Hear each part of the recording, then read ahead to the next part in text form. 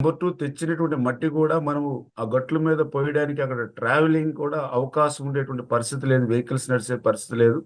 ఇటువంటివన్నీ కూడా ప్రాక్టికల్‌గా ఉన్నటువంటి ఇబ్బందులు కూడా దృష్టిలో పెట్టుకొని ఏదైతే డ్రెడ్జింగ్ చేసినటువంటి వచ్చినటువంటి మట్టిని ఆ గట్ల మీద మనం ఒక 10 మీటర్లు అంటే అక్కడ అటు ఇటు కూడా బల్లీలు పెట్టి తడికలు పెట్టి అక్కడే గట్ల కింద బోత్ సైడ్ 2 సైడ్లు కూడా అక్కడ ఫామ్ చేసి తద్వారా గట్లు మనం ఫామ్ చేయడం ద్వారా అదేవిధంగా బయట వర్షపు నీరు కానీ ఇతరత్ర నీరు వచ్చే దగ్గర అన్నిట్లు కూడా స్ట్రక్చర్స్ నిర్మాణం చేసుకునేటువంటి విధంగా మనము ఈ యొక్క డిజైన్స్ ప్రకారం మరి 22.83 కోట్ల రూపాయలకు అంచనాలను మరి ఆ రోజు రూపొందించి ఫైనాన్స్ శాఖకు పంపించడం జరిగింది. అదే ఫైనాన్స్లో ఉన్నటువంటి ఇబ్బందుల దృష్ట్యా నెక్స్ట్ ఇయర్ ఈ పనులు చేయండి అని చెప్పినటువంటి స్థితిలో లేదు, ఇది చాలా అత్యవసరమైనటువంటి పని, ఖచ్చితంగా ఇది పవన్ కళ్యాణ్ గారు ఈ సంవత్సరంలోనే ప్రారంభిస్తామని ఇచ్చినటువంటి పని అని చెప్పడమే కాకుండా మరి పవన్ కళ్యాణ్ గారు కూడా ఎప్పటికప్పుడు ఆ ఫైనాన్స్ శాఖలో ఈ యొక్క ఫైల్ క్లియర్ చేయడంలో కూడా వాళ్ళ డిపార్ట్మెంట్ కూడా ఎప్పటికప్పుడు సాయం అందించడం ద్వారా ఈరోజు మరి ఏదైతే ఈ యొక్క శంకరగుప్తం డ్రైన్కి సంబంధించిన పనులకి మోక్షం కలిగినటువంటి పరిస్థితి చేత ఈ యొక్క పనులు ఏదైతే మిగిలిన బ్యాలెన్స్ అంటే 8.5 కిలోమీటర్ నుంచి 16.5 కిలోమీటర్ల వరకు బ్యాలెన్స్ డ్రెడ్జింగ్ ఏదైతే మిగిలిపోయిందో ఆ డ్రెడ్జింగ్ పనులను ప్రారంభించడం, అదేవిధంగా మొత్తం టోటల్ కిలోమీటర్లు అంతా కూడా 14.5 కిలోమీటర్ల వరకు కూడా ఆ గట్లను బలోపేతం చేసేటువంటి విధంగాను ఎక్కడైతే ఆ వర్షపు నీరు మళ్ళీ ఏదైనా ఊళ్ళోకి వచ్చిన నీరు ఇందులోకి రావడానికి కూడా ఎక్కడికక్కడ మరి యొక్క స్ట్రక్చర్స్ కూడా నిర్మాణం చేసుకునేటువంటి విధంగా ఈ పనుల్ని ప్రారంభిస్తాం.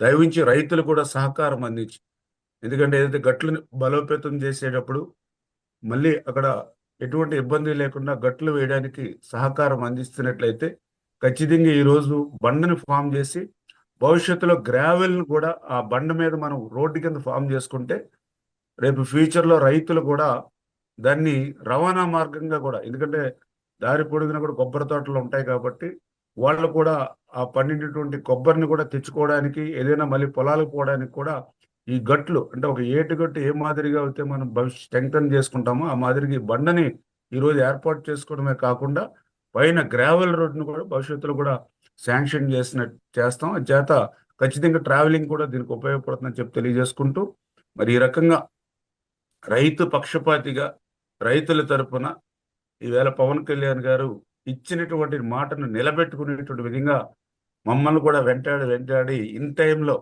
మరి ఈ యొక్క శంకరగుప్తంకు సంబంధించినటువంటి డ్రైన్కి సంబంధించి ఈ పనుల్ని నిధుల్ని మంజూరు చేసి ఈరోజు ప్రారంభించేటువంటి ఏర్పాటు చేసినందుకు మరి ఇరిగేషన్ శాఖ మంత్రివర్యులుగా కూడా మరి పవన్ కళ్యాణ్ గారికి కూడా మరి ఈ సందర్భంగా తెలియజేసుకుంటూ, అదేవిధంగా గౌరవ ముఖ్యమంత్రి చంద్రబాబు నాయుడు గారు కూడా ఇమ్మీడియట్లీ దీన్ని, ఎందుకంటే గౌరవ డిప్యూటీ సీఎం గారు ఎట్టి పరిశీలన చేయనన్నారు, అంచేత ఇరిగేషన్ శాఖ నుంచి ఎక్కడ కూడా నిర్లక్ష్యం అలసత్వం లేకుండా పనులు కూడా నాణ్యతతో చేయండి, ఇంకా అవసరమైన నిధులు ఏమున్నా కూడా సమీకరించైన పనులు చేయండి అని చెప్పి కూడా ఆదేశించడం జరిగింది.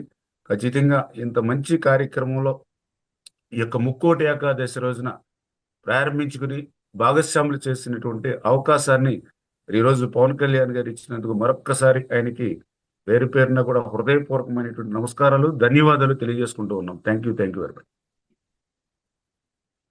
పవన్ కళ్యాణ్ గారు, డిప్యూటీ సీఎం గారు, మాకు ఈ ప్రేరణ సుబ్రహ్మణ్య స్వామి షష్ఠి రోజున పెట్టే మహాప్రభు మరలా ఏలా ముక్కోటి దేవతలు నీకు ఆయురారోగ్య ఐశ్వర్యాలు ఇవ్వాలి, భోగభాగ్యాలు ఇవ్వాలి, సుఖశాంతులు ఇవ్వాలి, ఆయుష్నిచ్చి ఈ రాష్ట్రాన్ని ఇంకా సుభిక్షంగా పరిపాలించాలని మనసా వాచా కోరుకుంటూ మా దేవవర ప్రసాద్ దయ వల్ల మా గ్రామంలో నీ అడుగు పెట్టిన తర్వాత ఆ రోజే డిసైడ్ అయ్యాం, ఇదేమి వెనక్కి వెళ్దని డిసైడ్ అయిపోయింది సార్. మీరు 45 రోజులు టైం ఇచ్చారు, కానీ మాకు మీరు చేసింది ఏంటంటే 34 రోజుల్లో అప్పుడే పని స్టార్ట్ చేశారు మహాప్రభు.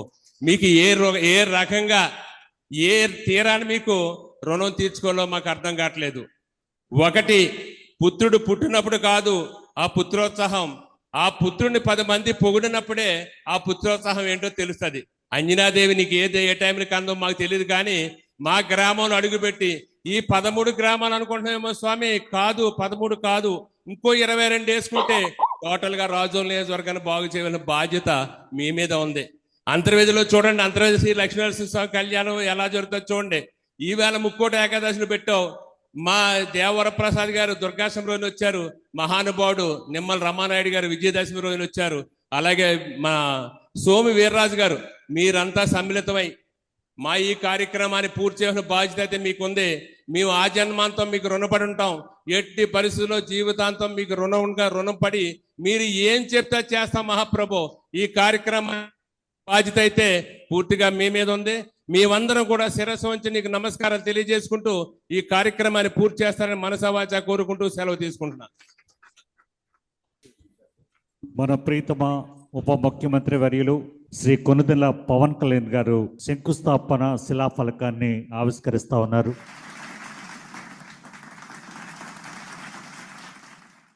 I request Honorable Deputy CM to address the gathering.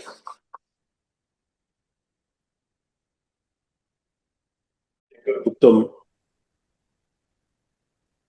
Major drain ఆధునీకరణ పనులకి ఈ రోజున ముక్కోటి ఏకాదశి రోజున ప్రారంభించడం నాకు చాలా ఆనందంగా ఉంది.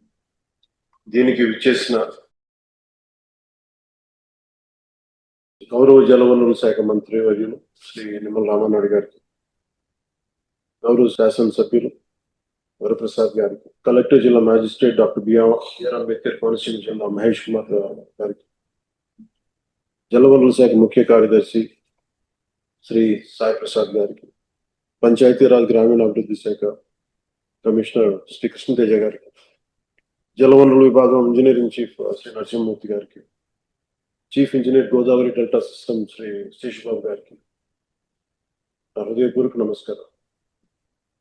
ఇది సుబ్రహ్మణ్య షష్ఠి రోజున ఈ సమస్య ఆ రోజు నేను వచ్చాను. రైతు సోదరులు చెప్పినట్టుగా ఇది ముక్కోటి ఏకాదశికి ప్రారంభం చాలా చాలా ఆనందంగా. ఇది జరగడానికి మనం అనుకున్నప్పుడు అన్ని జరగాలంటే కుదరవు, కానీ ప్రత్యేకించి మీది 2 దశాబ్దాల ఆవేదన. ఇది దాదాపు 1,00,000 చెట్లు కూలిపోయాయి.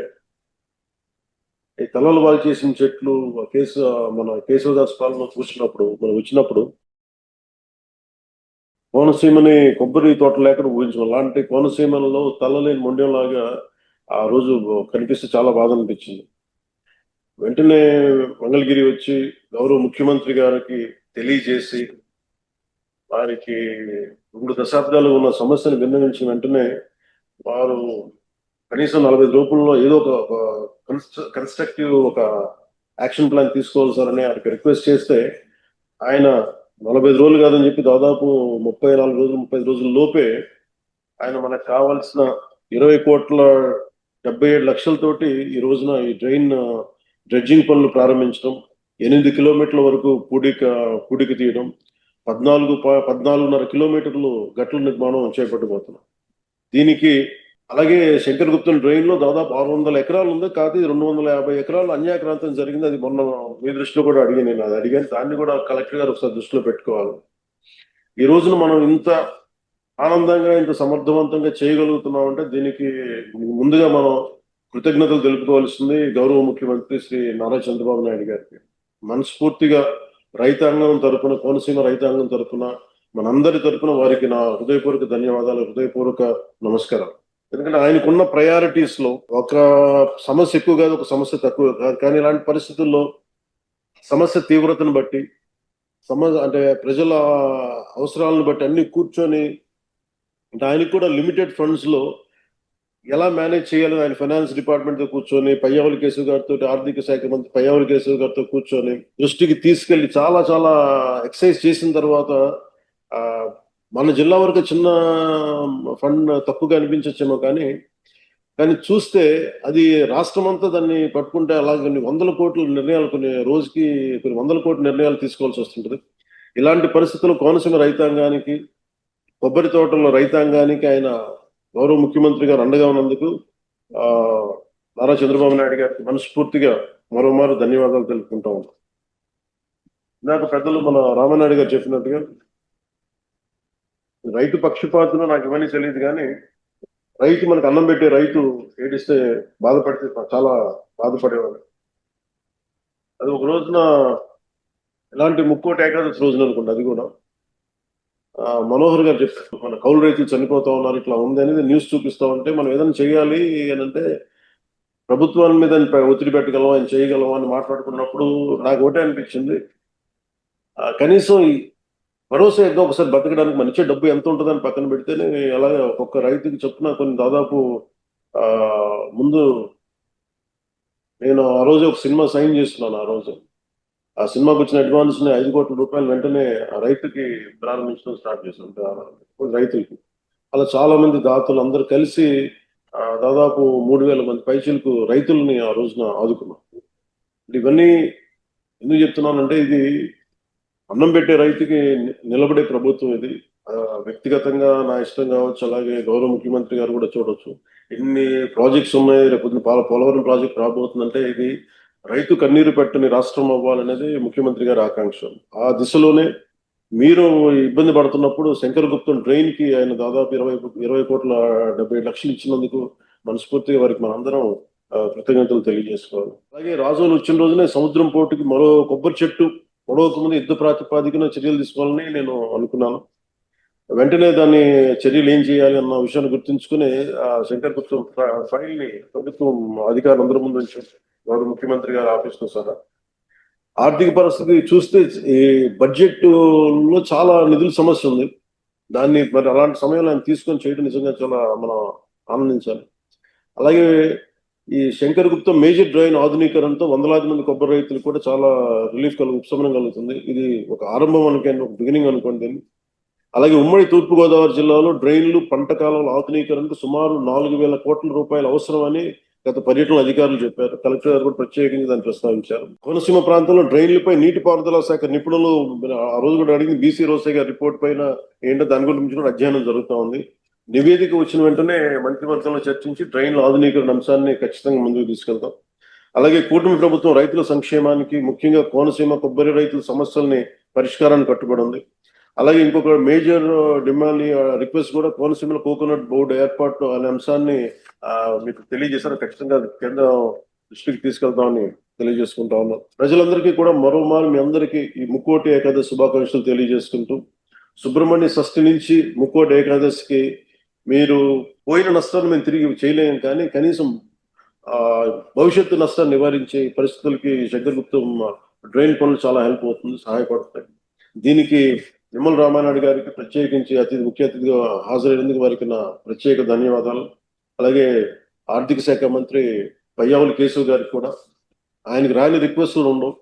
ఎవరైనా సరే అన్నిటికీ ఆయనే అందరి పాపాల భైరవుల్లో అయిపోతారు, అందరి కోపాలు భరించాలి ఆయన. అలాంటి పరిస్థితుల్లో కూడా ఆయన పెద్ద మనసుతోటి మన ఆర్థిక శాఖ అధికారులతో, అందరితో ఉన్నతాధికారులతో చర్చించి గౌరవ ముఖ్యమంత్రి గారి ఆదేశాలతోటి దీనిని సహాయ సహకారాలు అందించినందుకు పయ్యావుల కేశవ్ గారికి, ముఖ్యమంత్రి గారికి, మొత్తం రాష్ట్ర అధికారులందరికీ, మంత్రివర్యులు నిమ్మల రామానాయుడు గారికి ప్రత్యేకంగా నా కృతజ్ఞతలు తెలియజేసుకుంటూ, వరప్రసాద్ గారికి ప్రత్యేకించి మిమ్మల్ని చాలా మనస్ఫూర్తిగా అభినందిస్తున్నాను సార్. మీరు నిజంగా కష్టపడి ప్రజలతో మమేకమై ఈ రోజున మీరు ముందుకు తీసుకెళ్తున్నారంటే నాకు చాలా ఆనందంగా ఉంది, చాలా గర్వంగా ఉంది. మీరు భవిష్యత్తులో కూడా ఇలాగే ప్రజల పక్షాన్ని నిలబడి ఏదైనా సమస్యలు ఉంటే అందరూ సమిష్టిగా కలిసి దాన్ని పరిష్కరిద్దామని తెలియజేసుకుంటూ మీ అందరికీ మరోమారు ధన్యవాదాలు తెలుపుకుంటూ సెలవు తీసుకున్నాను. జై హింద్.